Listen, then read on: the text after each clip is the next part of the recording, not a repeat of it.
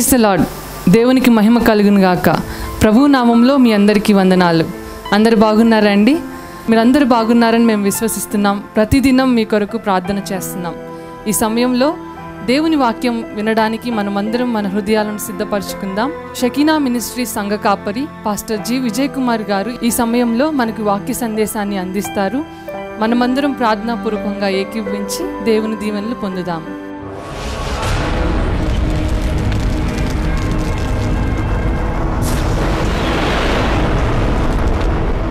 ఆదికాండము 27వ అధ్యాయం 27-28 వచనాలు చదువుకుందామండి. అతడు దగ్గరకు వచ్చి అతని ముద్దు పెట్టుకొనిను. అప్పుడు అతడు అతని వస్త్రములను వాసన చూచి అతని దీవించి ఇట్లనెను, ఇదిగో నా కుమారుని సువాసన యెహోవా దీవించిన చేని సువాసన వలె ఉన్నది. ఆకాశపు మంచును, భూసారమును, విస్తారమైన ధాన్యమును, ద్రాక్షరసమును దేవుడు నీకు అనుగ్రహించను గాక. జనములు నీకు దాసులగుదురు, జనములు నీకు సాగిలపడుదురు. నీ బంధుజనులకు నీవు ఏలికవై ఉండుము.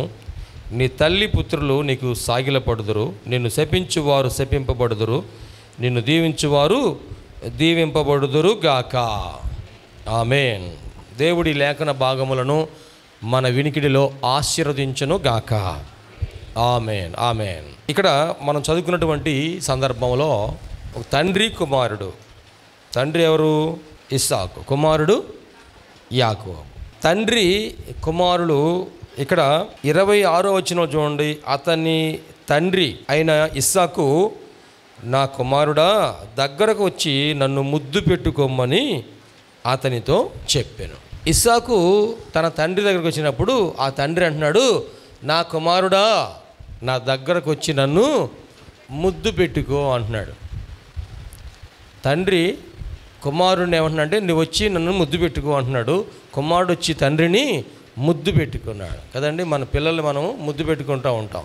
చిన్న పిల్లల్ని ముద్దు పెట్టుకుంటూ ఉంటాం, మనం చూస్తూ ఉంటాం. కానీ ఎంత వయసు వచ్చింది? యుక్త వయసు వచ్చింది, వివాహ వయసు వచ్చింది. ఆ బిడ్డను కూడాను తండ్రి ఏమంటున్నాడంటే, నా కుమారుడా నీవు నా దగ్గరకు వచ్చి నన్ను ముద్దు పెట్టుకో అన్నాడు. అంటే తండ్రి కుమారుడు ఎలాగుండాలి అంటే, ఇటువంటి ప్రేమ కలిగిన వారుగా ఉండాలండి. ప్రేమ కలిగిన వారుగా ఉండాలి. ఈ ప్రేమ మనకి ఎలా వస్తుంది అంటే, దేవుని మనం ప్రేమిస్తే ఇటువంటి ప్రేమ మన కుటుంబంలో కలిగి ఉంటాం. తల్లిదండ్రులు, బిడ్డలు, బిడ్డలు తల్లిదండ్రులు, ఇటువంటి ప్రేమ అనుబంధాలు, బంధువులు, స్నేహితులు, ప్రేమ ఎలాగొస్తుంది అంటే, రోమపత్రిక 5వ అధ్యాయం 5వ వచనంలో పౌలు గారు ఈ మాట తెలియజేస్తారు. రోమిలకు రాసిన పత్రిక 5వ అధ్యాయము 5వ వచనం, ఎందుకనగా ఈ నిరీక్షణ మనలను సిగ్గుపరచదు, మనకు అనుగ్రహింపబడిన పరిశుద్ధాత్మ ద్వారా దేవుని ప్రేమ మన హృదయములలో కుమ్మరింపబడి ఉన్నది. దేవునికి స్తోత్రం చేద్దామా. హల్లెలూయా. మనకు అనుగ్రహింపబడిన పరిశుద్ధాత్మ ద్వారా దేవుని ప్రేమ మన హృదయములలో కుమ్మరింపబడి ఉన్నది. పరిశుద్ధాత్మ దేవుడు మనకేం చేస్తున్నాడయ్యా అంటే, తన ప్రేమను మన హృదయాల్లో కుమ్మరిస్తున్నాడు. దేవుని ప్రేమను మన హృదయాల్లో కుమ్మరిస్తున్నాడు. జాగ్రత్తగా గమనించండి. పరిశుద్ధాత్మ దేవుడు మనకు ఏం చేస్తాడు మన జీవితంలో? పరిశుద్ధాత్మ దేవుడు మనలోకి రాగానే, మన మీదకి రాగానే మన జీవితంలో ఏం జరుగుతుంది అంటే, ఒకటి భౌతికంగా కనబడేది ఏంటంటే, మన శరీరము మట్టితో తయారు చేయబడింది కనుక దేవుని పరిశుద్ధాత్మ శక్తివంతమైన వాడు కనుక ఆయన మనలోనికి రాగానే మన శరీరం అంతా కూడా కదిలించబడేది మొట్టమొదటగా. ఆ తర్వాత మనము ప్రవక్తల ఆత్మలు ప్రవక్తల స్వాధీనంలో ఉంటాయని లేఖనం చెప్పబడిన రీతిగా మనం స్వాధీనంలో ఉండగలం. ఆ పరిశుద్ధాత్మ దేవుడు మనలోకి వచ్చినప్పుడు మనలను ఆయన మనం స్తుతిస్తూ ఉంటే మనకు తెలియని అన్య భాషలతో ఆయన మనలను నింపుతాడు. ఇది బయటికి కనపడుతూ ఉంటుంది. మనం అన్య భాషలతో మాట్లాడుతూ ఉంటే అందరికీ వినపడుతూ ఉంటుంది. అయితే బయటికి కనపడని కార్యం ఏంటి అంటే, ఆయన మనలోనికి వచ్చినప్పుడు దేవుని ప్రేమను మన హృదయంలో ఏం చేస్తుంటాడంట? కొమ్మరిస్తా అంట. పోయటం కాదంట, ఏం చేస్తాడండి? కొమ్మరిస్తా అంట. అటువంటి కొమ్మరింపు దేవుని ప్రేమను మన హృదయాల్లో కొమ్మరిస్తాడు. అప్పుడు మనము ఎలా ప్రేమించగలము అంటే దేవుని ప్రేమతో మనం ప్రేమించగలం. దేవునికి మహిమ కలుగునుగాక. హల్లెలూయా. మదర్ తెరిసా గారంట కలకత్తాలో వచ్చినప్పుడు కుష్టు వ్యాధిగ్రస్తులకు సేవ చేస్తూ ఉన్నారు. వాళ్ళకి శుభ్రం చేసి కుటుంబ సభ్యులు వెలివేశారు. నా అనేవాళ్ళు ఎవరు లేరు. భిక్షమెత్తుకొని బతుకుతున్నారు.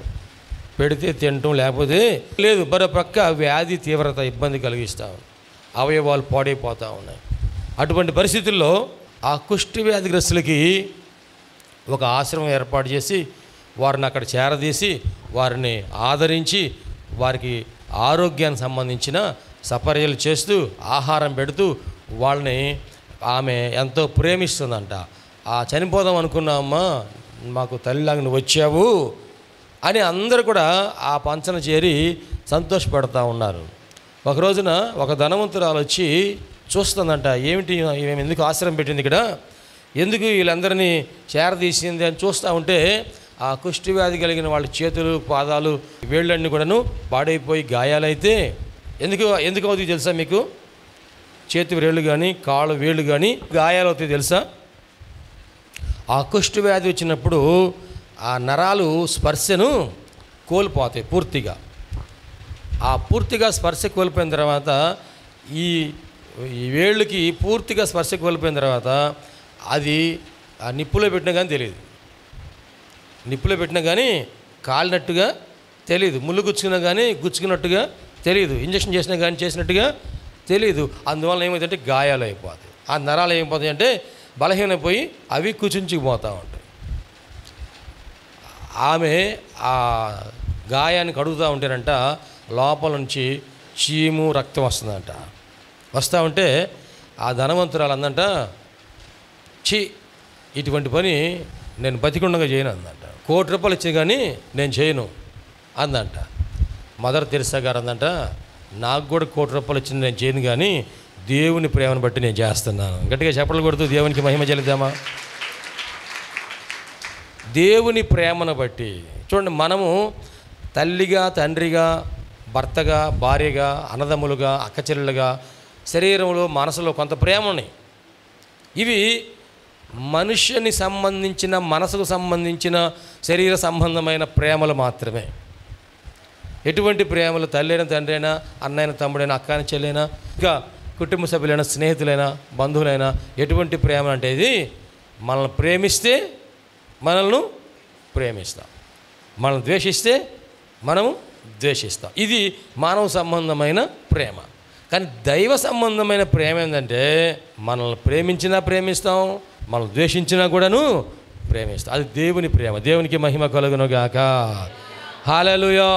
మనము ఆ ఇస్సాకు, యాకోబు ఆ కుటుంబంలో ఇస్సాకు, నా కుమారుడు నేను ఆశీర్వదించాలి, నా కుమారుడు నా దగ్గరకు రాయా, నన్ను ముద్దు పెట్టుకో, నేను ఆశీర్వదిస్తాను అని దగ్గరకు పిలిచినప్పుడు ఇస్సాకు దగ్గరకు వచ్చి ముద్దు పెట్టుకున్నాడంట. ముద్దు పెట్టుకోగానే అతని వస్త్రముల వాసన చూశాడు.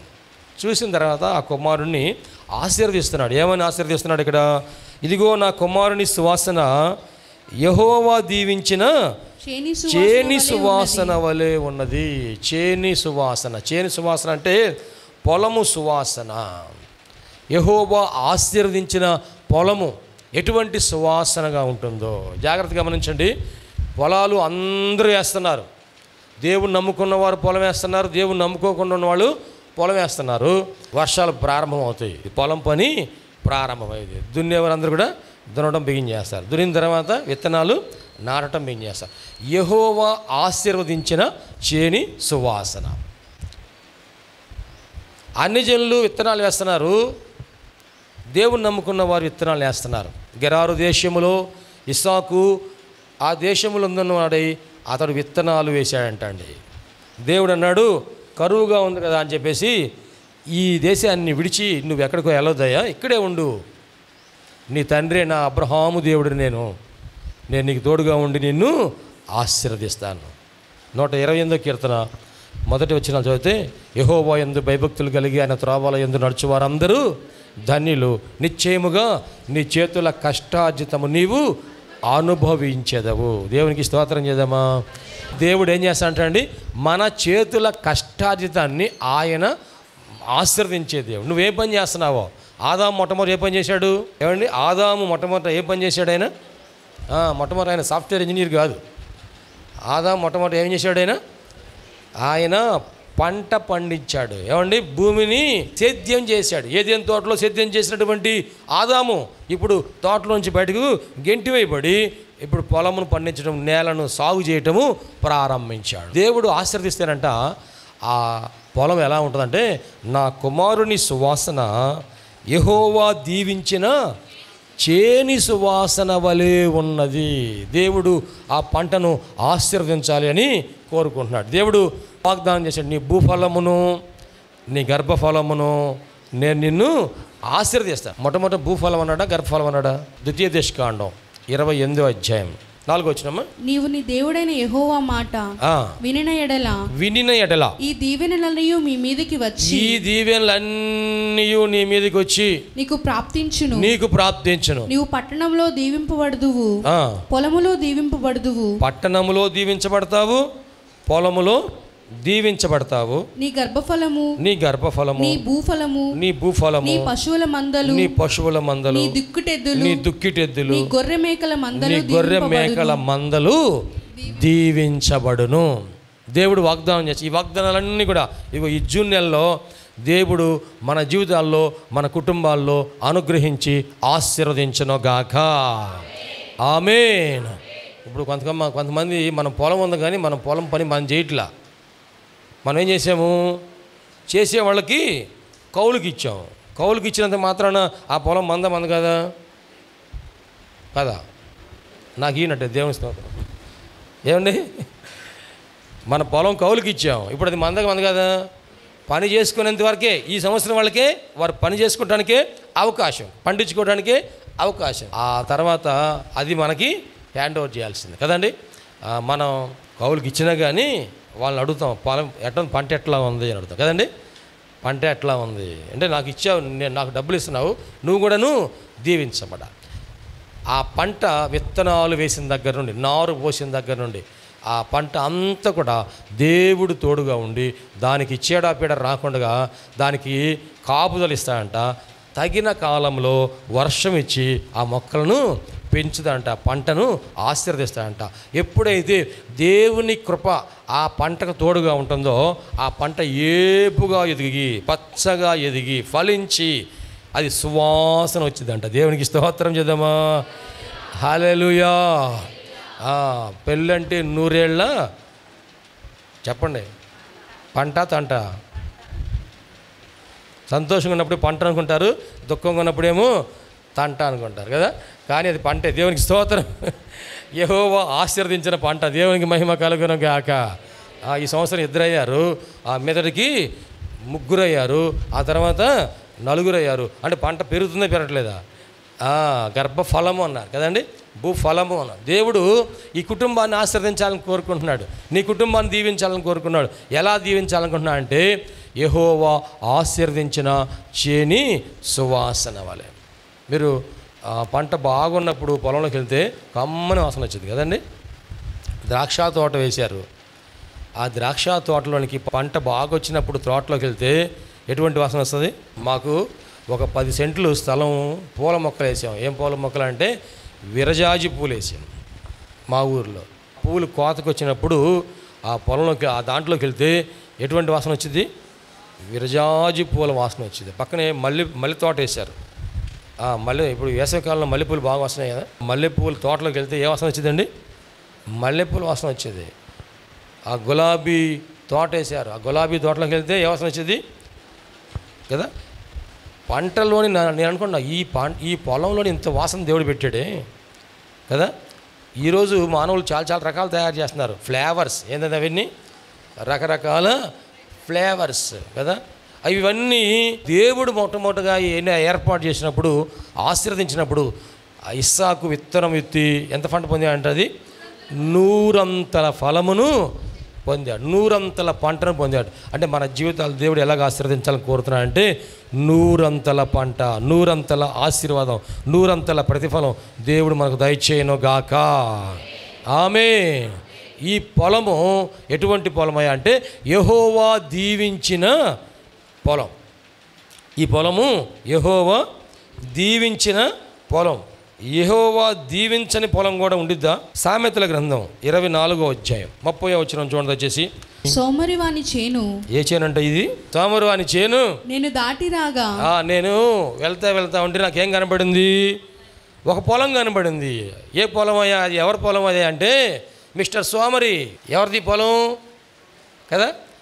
మనం పొలం వెళ్తున్నాం, అమ్మో ఈ పొలం ఏంది ఇన్ని, అసలు మధ్యలో గట్టే లేదు, ఇంత పెద్ద పొలం, ఎవరిదండి ఈ పొలం అడుగుతూ ఉంటారు కదా. ఈ పొలం ఎవరిదండి అని అడుగుతుంటారు. అది కాలువ అంచున ఆనుకొని ఉంది పెద్ద పొలం, అది ఎవరిదండి? ఎందుకంటే కాలువ గట్టున ఉన్న పొలానికి నీళ్లు తొందరగా వస్తాయి కాబట్టి ఆ మంచి పొలం తీసుకున్నాడు అంటారు. కాలువ పక్కనే ఉన్న పొలానికి రేటు ఎక్కువ ఉండదు తక్కువ ఉండిద్దా? రేటు ఎక్కువ ఉండదు. రోడ్డు పక్కనే ఉన్న ఫ్లాట్ రేట్ ఎక్కువ తక్కువ ఉండిద్దా? ఎక్కువ తక్కువ? రోడ్డు పక్కనే ఉన్న ఈ ఫ్లాట్ రేట్ ఎక్కువ ఉండి తక్కువ ఉండిద్దా? మీరంతా రియల్ ఎస్టేట్ వ్యాపారం చేసేట్టున్నారు అసలు కదా. ఎక్కువే ఉండేది. ఈ పొలం ఎవరిది? ఎవరిదండి ఈ పొలం అంటే, ఇదిగో ఈ పొలం దారి పక్కనే ఉంది కానీ, రోడ్డు పక్కనే ఉంది కానీ, కాలువ పక్కనే ఉంది కానీ, ఈ పొలం పండించే ఆయన ఎవరయ్యా అంటే మిస్టర్ సోమరి. సోమరి వాని చేను నేను దాటి రాగా, తెలివిలేని వాని ద్రాక్ష తోట. ఎవరంట ఆయన? ఒకటేమో సోమరితనమైన మంచి క్వాలిటీ ఉంది, రెండోది ఏం క్వాలిటీ ఉంది? తెలివి లేని వాని ద్రాక్ష తోట నేను దాటి రాగా, ఇదిగో దాని అందంతటా ముండ్ల తుప్పలు. ఏం కనపడుతుంది ఏంటండి? ముండ్ల తుప్పలు బలిసి ఉండెను, దూలగొండ్లు దాని కప్పి ఉండెను, దాని రాతి గోడ పడి ఉండెను. నేను దాన్ని చూచి యోచన చేసుకుంటుని, దాన్ని కనిపెట్టి బుద్ధి తెచ్చుకుంటుని. ఇంకా కొంచెము నిద్ర, ఇంకా కొంచెము కొనుకుపాటు, పరుణుడికి ఇంకా కొంచెము చేతులు ముడుచుకొనుట, వీటి వలన నీకు దరిద్రత పరుగెత్తి వచ్చును. ఆయుధస్తుడు వచ్చినట్లు లేమి నీ మీదికి వచ్చును. జాగ్రత్త. ఇది సోమరి వాని చేను చూసి నేను తెలుసుకున్నాను, నేను బుద్ధి తెచ్చుకొంటిని అని రాయబడింది. సోమరి వాని చేను, తెలివి లేని వాని ద్రాక్ష తోట. నేను దాటి వస్తుంటే దాంట్లో ఏం కనపడుతున్నాయి అంటండి? మంచి పంట కనపడటం లేదు, సువాసన కలిగిన పంట కనపడటం లేదు. ద్రాక్ష తోట ఎలాగుందంటే అది ఎండిపోయింది. ద్రాక్ష తోటలో ద్రాక్ష ఒల్లులు ఉండాలి, ద్రాక్ష తీగలు ఉండాలి, ద్రాక్ష మొక్కలు ఉండాలి, ద్రాక్ష ఫలాలు కనబడాలి. కానీ దీంట్లో ఏం కనపడుతున్నాయి అంటే ఈ సోమరి వాని చేనులో ముండ్ల తుప్పలు, దూలగొండ్లు కనబడతా ఉన్నాయి. సోమరి వాని చేను. ప్రియ దేవుని బిడ్డరా, తొలకరి వర్షం రాబోతూ ఉంది కాబట్టి మనం ఏం చేయాలి?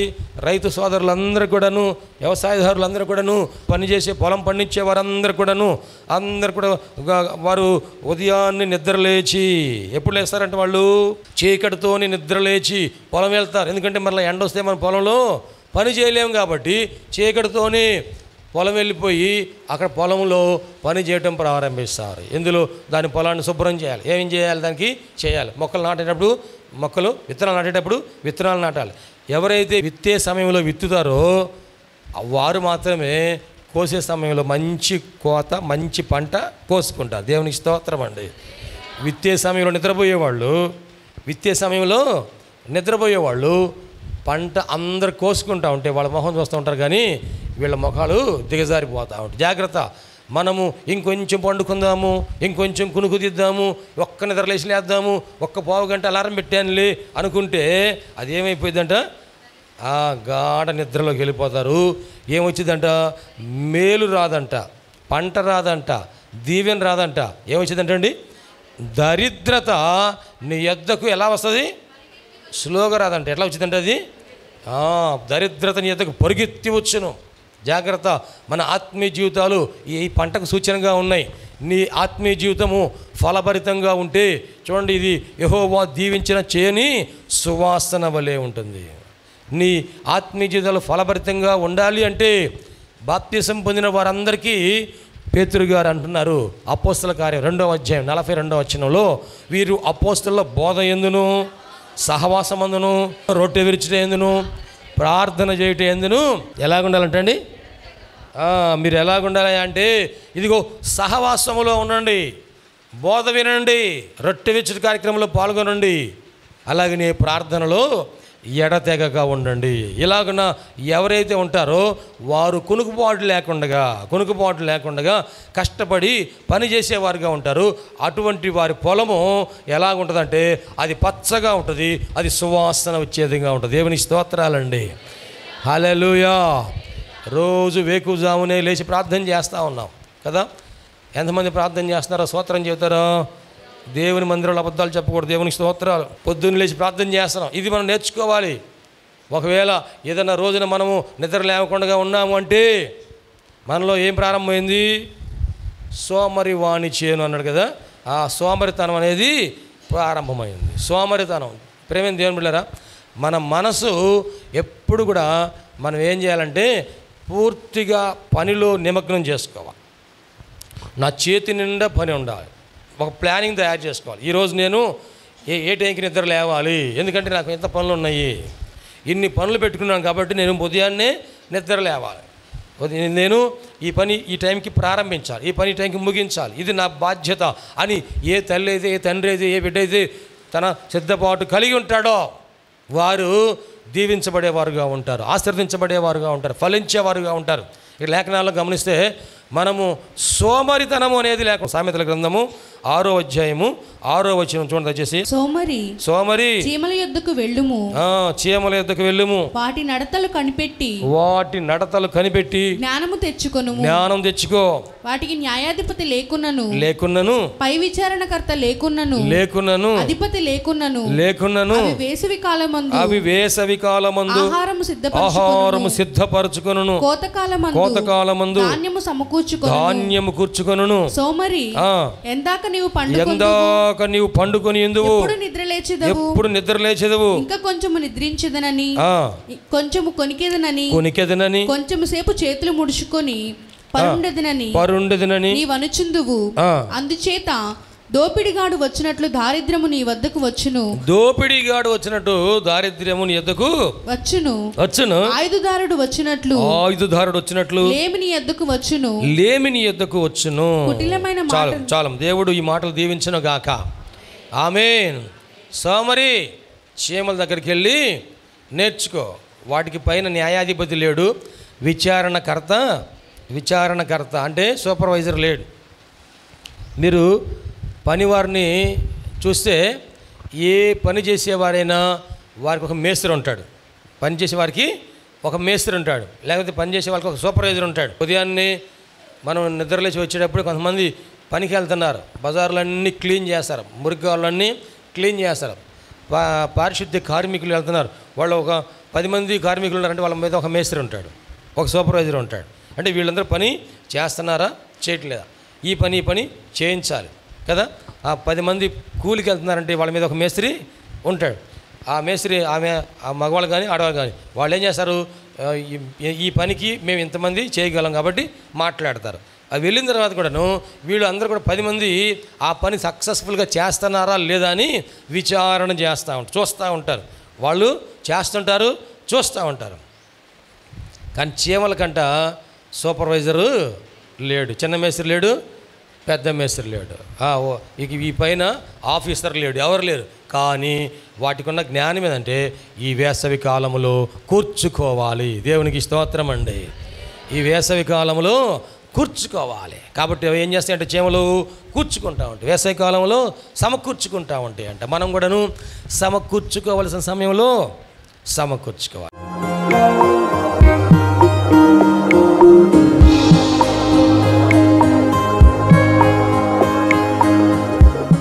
ప్రభునందు ప్రియ దేవుని బిడ్డలారా, ఎంతవరకు దేవుని వాక్యం విన్నందులకు ప్రభునామన వందనాలు తెలియజేస్తున్నాం. మనం అందరం ప్రార్థనలో ఏకీపిద్దాం. తలలు వంచి కనులు మూసుకొని ప్రార్థనలో ఏకీపిద్దామండి. ప్రార్థించుకుందాం.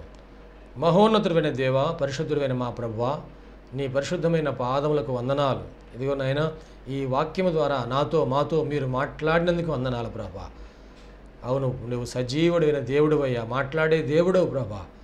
ఈ వాక్యం మా హృదయంలో పదిలిపరుచుకుంటూ సహాయం చేయండి. సంపూర్ణమైన మారు మనసు మాకు దయచేయండి. పాప క్షమాపణ అనుభవం మాకు దయచేయండి. రక్షణ ఆనందం మాకు దయచేయండి ప్రభువా. ఈ అనారోగ్యములు, బలహీనతలు, సమస్యలు, శోధనలు, సైతాను ఆటంకాలు అన్నీ కూడా యేసుక్రీస్తు నామములో తొలగించండి నాయన. పరిశుద్ధాత్మ దేవ, మీ కార్యం జరిగించండి అయ్యా. మీరు మాకు తోడుగా ఉండి దీవించండి. మమ్మల్ని, మా కుటుంబం జ్ఞాపకం చేసుకోండి. మా బిడ్డలు మీరు ఆశీర్వదించండి ప్రభువా. మా కుటుంబంలో రక్షణ ఆనందం సంపూర్ణంగా దయచేయండి. ఎటువంటి అవసరాలని మీకు తెలుసునైనా ప్రతి అవసరతలో కూడా మాకు సహాయం దయచేయండి. అన్ని విషయాలు కూడా మీరు దీవించండి. ఈ టీవీ ప్రోగ్రాం చూసిన ప్రతి ఒక్కరిని పేరు వరుసన మీరు దీవించి రక్షించి మీరు అక్కడ కొరకు సిద్ధపరచండి. మంచి భవిష్యత్తును వారికి దయచేసి మీ కృపలో మీరు వర్ధలు చేయమని నీకే సమర్పణ చేసుకుంటూ యేసయ్య పరిశుద్ధ నామములో స్తుతించి ప్రార్థించి వేడుకుంటున్నాము తండ్రి. ఆమెన్. తండ్రి, కుమార, పరిశుద్ధాత్మ త్రియేక దేవుని దీవెన తోడుగా నడిపించను గాక. Amen, amen, amen. మీ అందరికీ ప్రభునామన వందనాలు. దేవుడు మిమ్మల్ని దీవించను గాక. ఆమెన్. ప్రభునందు ప్రియమైన సహోదరి సహోదరులందరికీ షకీనా ప్రార్థనా మందిరం తరపున హృదయపూర్వక వందనాలు తెలియజేస్తున్నాం. దేవుని కృప వలన 2012వ సంవత్సరంలో 350 గజముల స్థలంలో ఈ మందిరం నిర్మించుకోవడానికి ప్రభు కృపించారు. 2016వ సంవత్సరంలో నూతన స్థలం 180 గజముల స్థలం తీసుకోవడానికి ప్రభు సహాయం చేశారు. ఈ సమయంలో ఈ స్థలం అంతటిలో కూడాను మందిరం నిర్మించుకోవడానికి ప్రభు ఏర్పాటు చేసి ఉన్నారు కనుక ఈ మందిర నిర్మాణం, పాత మందిరం తీసివేసి నూతన మందిర నిర్మాణం కార్యక్రమం ప్రారంభించబడింది. నీ తేజస్సు, నీ ప్రభావం మీ స్థలంలో ఉంచండి ప్రభువా. మేమందరం కలిసి చేతులెత్తి ప్రార్థన చేస్తుండగా నీ మహిమ కార్యము ఈ స్థలంలో జరిగేటట్లు సహాయం చేసి దీవించండి. షకీనా ప్రభువా సహవాసాన్ని మీరు ఆశీర్వదించి నీ కృప చూపించి మహిమకరంగా ఈ కార్యం జరిగించి దీవించము. యేసు క్రీస్తు పరిశుద్ధ నామములో అడిగి వేడుకొనుచున్నాం తండ్రి. ఆమేన్, ఆమేన్. హల్లెలూయా, హల్లెలూయా, హల్లెలూయా. చేసి ఈ మందిర నిర్మాణం కొరకు మీరు అందరూ ప్రార్థన చేయాలని ప్రేరేపించబడిన వారందరూ కూడాను ఈ మందిర నిర్మాణంలో 106 అడుగుల పొడవు, 45 అడుగుల వెడల్పు కలిగిన ఈ స్థలం అంతట్లో మందిర నిర్మాణం స్లాబ్ వేయటం జరుగుతుంది కనుక దయచేసి ప్రేరేపించబడిన వారందరూ కూడా మీ ఆర్థిక సహాయ సహకారాలు అందించి ప్రార్థించి మీరు దీవించబడాలని ప్రభునామన మనవి చేస్తున్నాం. ఈ స్క్రీన్ మీద చూపించబడుతున్న నంబర్కు మీరు ఫోన్పే కానీ, గూగుల్ పే కానీ, లేక మా అకౌంట్ నంబర్కి మీరు కానుక పంపించి సహాయం చేయాల్సిందిగా కోరుతున్నాం. లేక మీరు ప్రత్యక్షంగా వచ్చి ఈ మందిర నిర్మాణ కార్యక్రమాన్ని చూసి మీరు కానుక అందించి దీవించబడాలని ప్రభునామన మనం చేస్తాం. ప్రభు మనందరికీ తోడుగా ఉండి ఆశీర్వదించును గాక. ఆమేన్.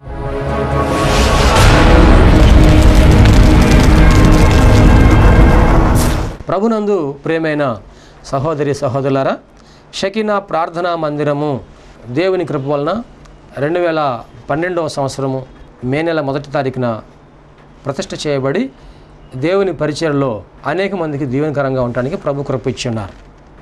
దేవుడు ఆ మందిరము నిండిపోనట్లుగా అనేక మందిని ప్రభు నడిపించున్నారు. మందిరము సరిపోకపోవడం వలన మందిరం ప్రక్కనే ఉన్న ఖాళీ స్థలము కొనడం జరిగింది. 180 గజాల ఈ స్థలము తీసుకోవడానికి ప్రభు కృపను గ్రహించి ఆశీర్వదించారు.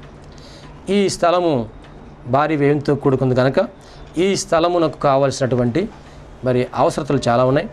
దయచేసి ప్రభు మీ హృదయంలో ప్రేరేపించిన ప్రకారముగా మీరు మీ కానుకలు, అర్పణలు, మీ ఆర్థిక సహాయ సహకారాలు అందించి ఈ పరిచర్లో మీరు పాలుపంపులు కలిగి దేవుని యొక్క దీవెన పొందవలసిందిగా ప్రభునామన మనవి చేస్తూ ఉన్నాం.